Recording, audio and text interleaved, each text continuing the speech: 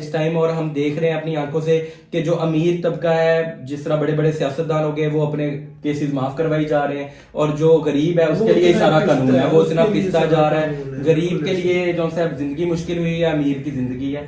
تو آپ دیکھ لیں کہ کیا اس سب ظلم کو کنٹرول کرنے کے لیے اللہ پاک نے اپنے کسی گائیڈنس کسی بندے کو نہیں رہنمائی کرنی؟ ایٹ دی اینڈ آخر اللہ پاک نے اپنی رسی چھوڑی ہوئی تھی، پکڑیں گے تو صحیح. ایٹ دی اینڈ ہم بات کر رہے تھے اس چیز کے اوپر کہ افغانستان سے ریلیٹڈ تھا، جو انہوں نے میرا خیال ہے کہ دیکھا تھا، نہیں انہوں نے آئی تھنک وہ ڈریم پہلے دیکھا تھا، 2017-18 میں دیکھا. نہیں وہ 17-18 نہیں تھا، یعنی کہ 3-4 مہینے پہلے ہی ان کو گائیڈنس ملی کہ افغانستان میں ایک گروہ طاقتور ہو جاتا ہے. اور آپ دیکھیں کہ اسی طرح یہ ہوا کہ ایک دم سے خبر اٹھی کہ طالبان نے امریکیز کو وہاں سے نکال دیا، اور کتنے پاورفل امریکی آرمی تھی اور ان کو وہاں سے مار بھگایا.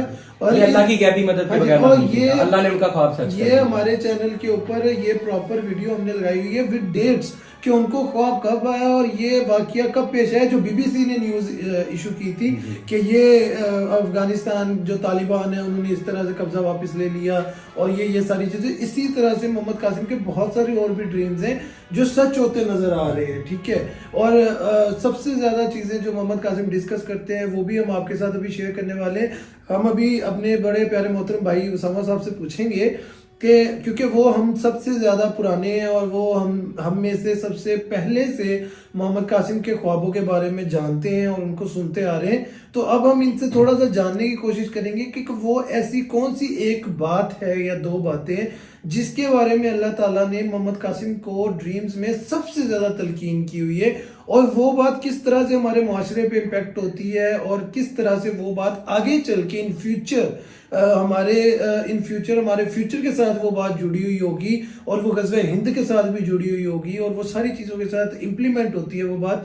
تو سما بھائی آپ ہمارے ویورز کو بتائیں کہ کون سا ایسا ٹاپک ہے جس کے بارے میں اللہ پاک نے سب سے زیادہ محمد قاسم کو گائیڈ کیا ہے؟ جی، ان کے خوابوں میں نا جو میں نے جو ان کے ڈریمز کو انالائز کیا ہے، تو مین جو میسج ہے نا ان کے ڈریم کا کہ شرک سے بچنا ہے. ٹھیک ہے، کہ جب تک مسلم امہ اور پاکستان یہ نہیں بچتی نا اس سے شرک کو اللہ پاک کی مدد نہیں آئے گی.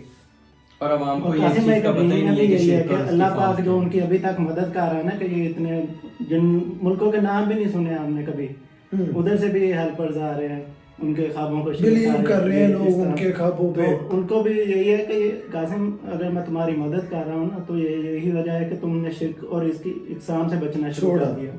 اور میجر شرک تو ہم سب جانتے ہیں کہ اللہ کے ساتھ کسی کو شریک ٹھہرانا، لیکن کئی شرک کی اقسام ایسی ہیں جو ہمیں عام سی لگتی تھی. مجھے بھی عام سی لگتی تھی. میں اب یہ 2018 کی بات ہے جب ان کی نا ویڈیو آئی اس متعلق شرک سے ریلیٹڈ. ٹھیک ہے، تو اس میں جب میں نے دیکھا کہ یہ وہ کہ بل بورڈز لگے ہوئے ہیں اتنے بڑے، گھروں میں تصویریں ہیں، آرٹ کے نام پہ مجسمے بنے ہوئے ہیں. تو حالانکہ حدیث میں تو ہمیں آیا کہ جب علاقہ فتح ہوتا تھا وہ پہلے ہی کام ہی یہ کرتے تھے کہ وہاں کے سے شرک کو ختم کرتے تھے، وہاں پہ جتنے بت اور مجسمے ہوتے تھے وہ ختم کر دیے جاتے تھے. بالکل. تو پھر جب میں نے وہ ویڈیو دیکھی تو ان دنوں میں نے وہ موبائل کے وال پیپر پہ میرے وہ اس پہ کمپیوٹر کی سکرین پہ لگے ہوئے تھے، پکچرز لگائی ہوئی تھی. اتنا عام لے لیا تھا بات کو نا، حالانکہ مجھے حدیث بھی معلوم تھی کہ وہ دیوار پہ لیکن ہم بول چکے ہیں نا، ہمیں وہ یوز ٹو اتنا ہو چکے ہیں آج کے معاشرے کے ساتھ. یہ دجالی معاشرہ ہے بیسیکلی، میں اس کو دجالی فتنہ کہتا ہوں. یہ دجالی معاشرہ ہے. یہ سارے جو لاز ہمارے بنتے جا رہے ہیں نا، یہ وہی بنا رہے ہیں. یہ دجالی فتنہ بنا رہے ہیں. یہ اسرائیل کی طرف سے سارے لاز لگ رہے ہیں. جو یہ LGBT کا قانون پاس ہو گیا، ٹھیک ہے، ہم جنس پرستی آ گئی، صحیح ہے. اس کے بعد یہ جتنے بھی، اور میں ابھی ہم ریسنٹلی اس چیز کو بات کر رہے تھے کہ اللہ پاک کی حاکمیت کو چیلنج کیا جا رہا ہے. ٹھیک ہے، غیر حاکمیت غیر اللہ کا نفاذ ہوا پڑا ہے. باہر کے ملکوں میں تو یہ ہے.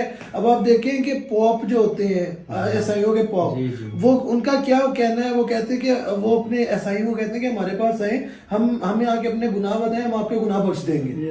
حاکمیت غیر اللہ بن گئی نا ان کی. اور وہی چیز ہمارے پاکستان میں نفاذ ہے. کیوں؟ کس طرح سے؟ وہ اس طرح سے کہ اللہ پاک نے کہا کہ جو میں نے تمہیں حکم دے دیا تم نے وہ کرنا ہے. میں نے کہہ دیا یہ حرام ہے تو یہ حرام ہے، یہ حلال ہے تو یہ حلال ہے. اب ہم لوگ کیا کرنے لگے ہیں؟ ہمارے حکمران کیا کرنے لگے ہیں؟ ہمارے حکمران جو دل چاہتا ہے اس کو حلال، جو دل چاہتا ہے اس کو حرام.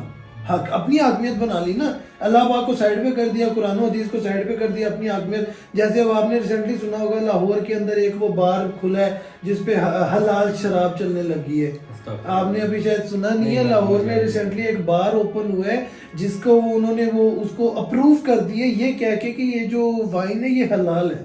امیجن کریں آپ کہ وہ اپنی کہاں پہ کھڑی ہے ہماری امت آج, دیکھ کہ ہم ایٹ دی اینڈ ٹائم پہ کھڑی ہے, اور ہم as a so called Muslims ہیں پھر, یعنی کہ ہمارے کوئی آخرت کی کوئی فکر ہی نہیں ہے اور کوئی تیاری نہیں ہے ہماری. وہ وہی ہے نا, ہم دنیا کو ہم پریفرنس دے رہے ہیں اور آخرت کو ہم پریفرنس نہیں دے رہے کیونکہ وہ ہمیں نظر نہیں آ رہی. دنیا ہمیں نظر آ رہی ہے اس لیے ہمارے لیے یہ بہت امپورٹنٹ ہے. تو خیر اسامہ بھائی آپ بتا رہے تھے شرک سے ریلیٹڈ چیزیں, اور اس میں ایسا ہوا کہ تصویر بھی میں گھر میں لگانے کے آیا, مجھے حدیث بھی پتا تھی, اتنا ہم لے لیا تھا کہ گھر میں تصویر اپنی نا بڑی کر کے فریم میں لگوانے کی سوچ رہا تھا. لیکن جب ویڈیو دیکھی نا قسم سے میرے کان لال ہو گئے. میں نے کہا جی یہ شرک سے بڑی